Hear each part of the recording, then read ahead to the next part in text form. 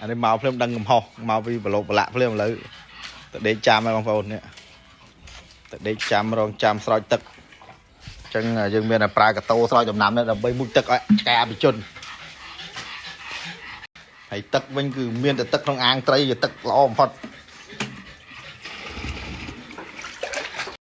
hay dương tật từ soi tật ở sky đa từ khăm cái này mới kia từ đam tây hải bơ mắt phía phải cái pu hải nữa hải lột về nó ruột nó máy bay đấy là hải máy sâu nữa luôn tiếp đầy clay rồi vào phun nôm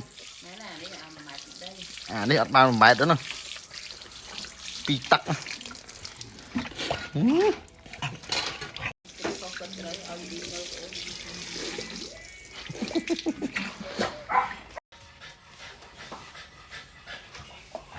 hiểu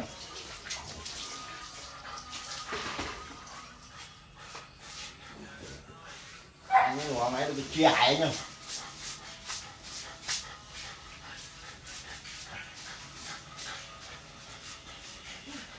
thực hiện đám tây chia mất nữa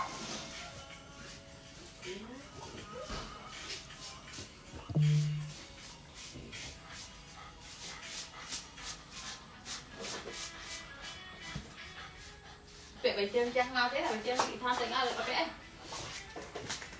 hả? Đâu rồi?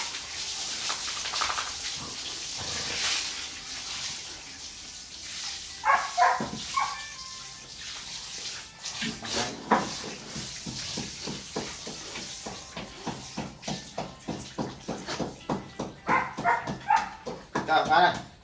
Thôi.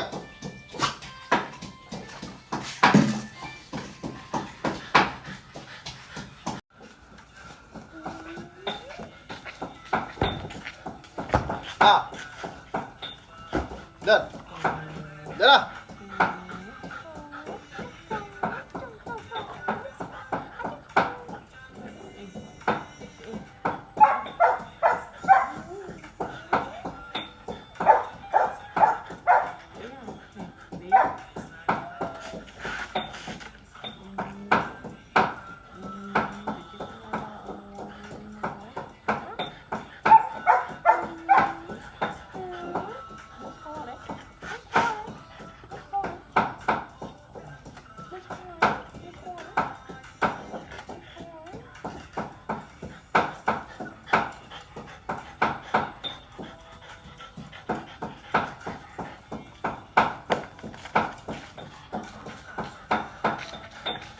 Nó đặt sao cho nó bật lặng thế này nè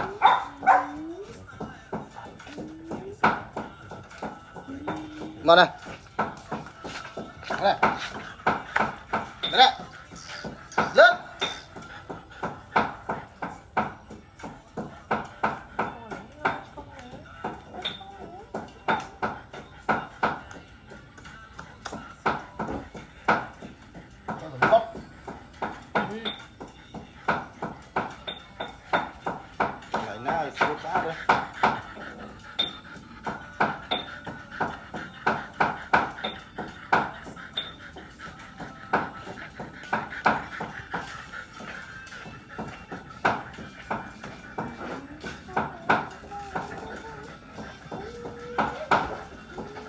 nào đây lao bỏ bỏ lao không có bỏ lao lao rất con em bị coi lắm mà lao chặt chọn bây giờ bạch phá đây à lao mau đây là vài lại đây này anh